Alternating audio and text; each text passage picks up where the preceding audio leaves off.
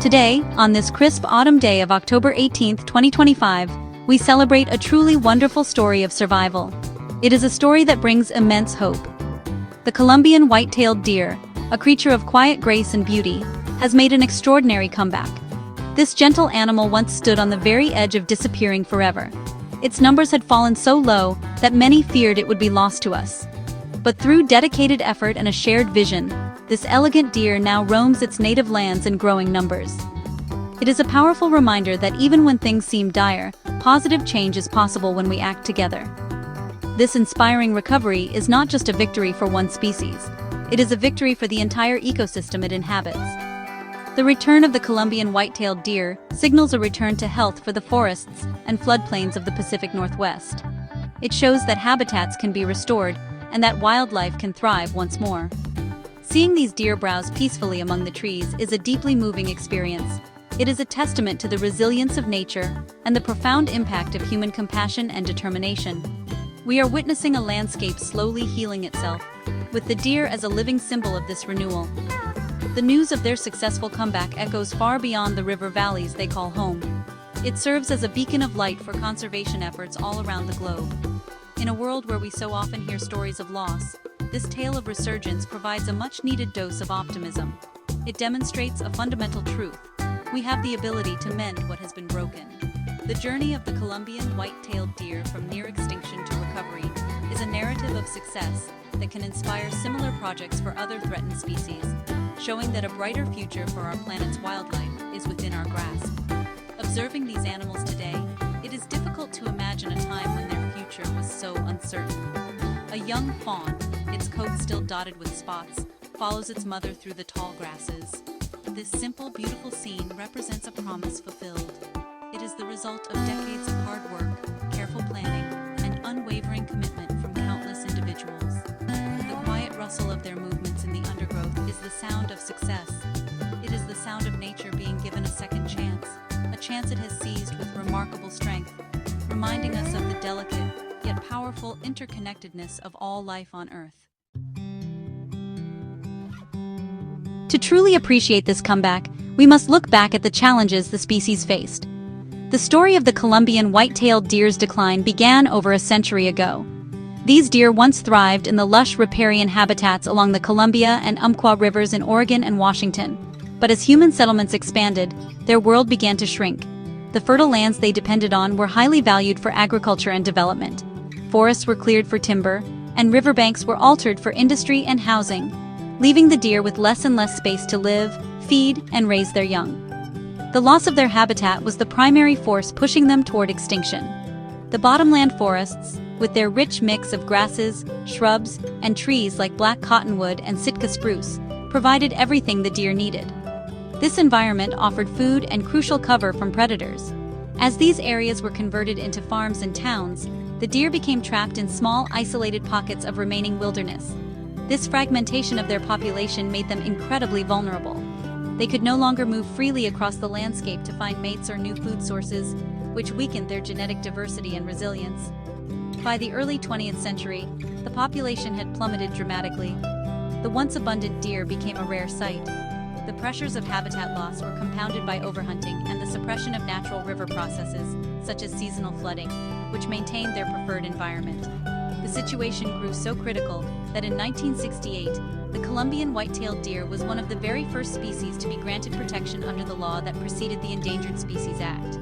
At that time, it was estimated that only a few hundred individuals remained in the entire world, a tiny fraction of their historic numbers. This official listing as an endangered species was a stark admission of how close we had come to losing them forever.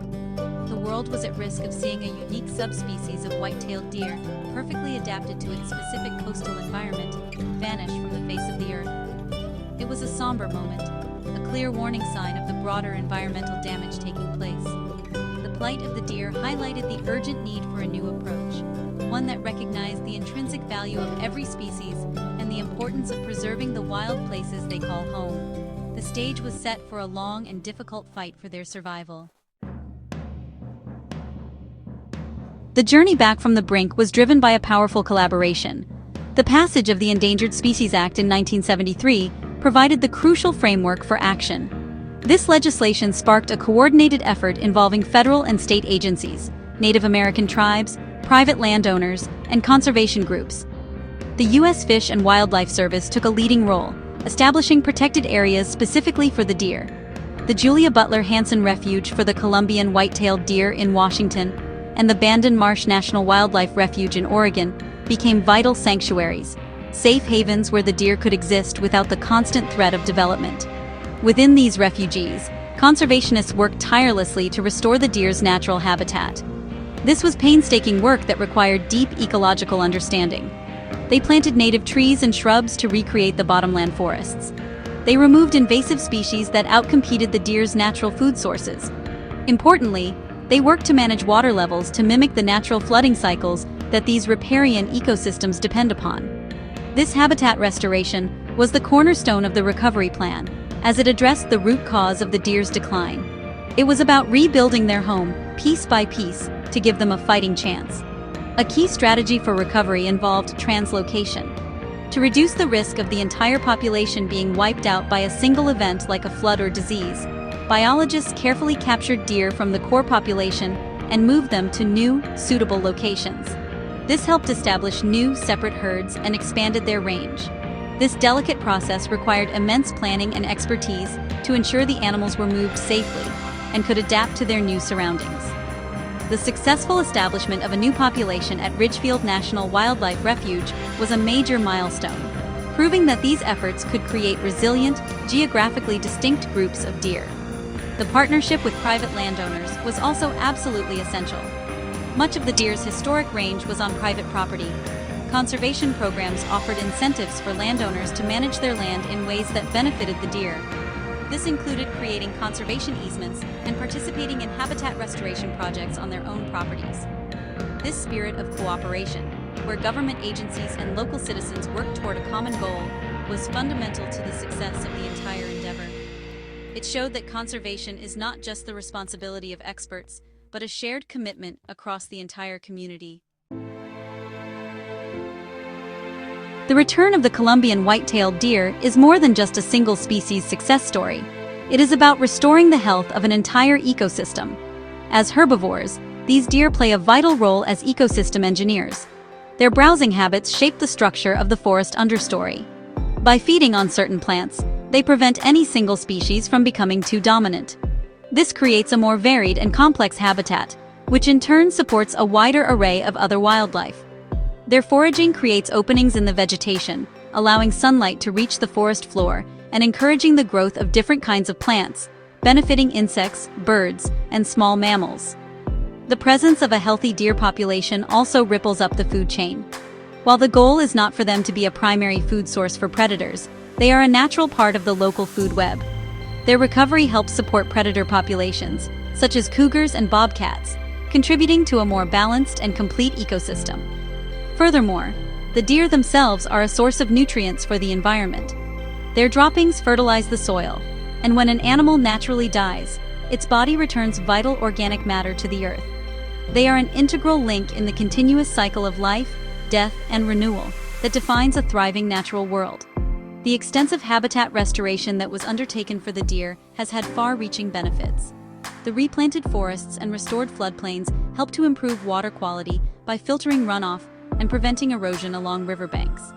These healthy riparian zones act as natural sponges, absorbing excess water during floods and reducing their impact on human communities downstream.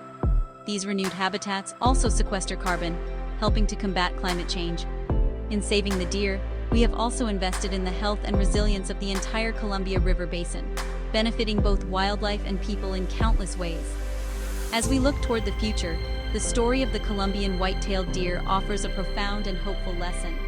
It teaches us that with patience, scientific knowledge, and a shared sense of purpose, we can reverse environmental damage. The work is not over. Ongoing monitoring and habitat management are still needed to ensure their long-term security. But their journey from endangered to thriving shows what is possible. It is a powerful affirmation that our natural world can heal, and that we have a crucial role to play as its guardians. This comeback is a celebration of life's resilience and a call to action for the challenges that still lie ahead.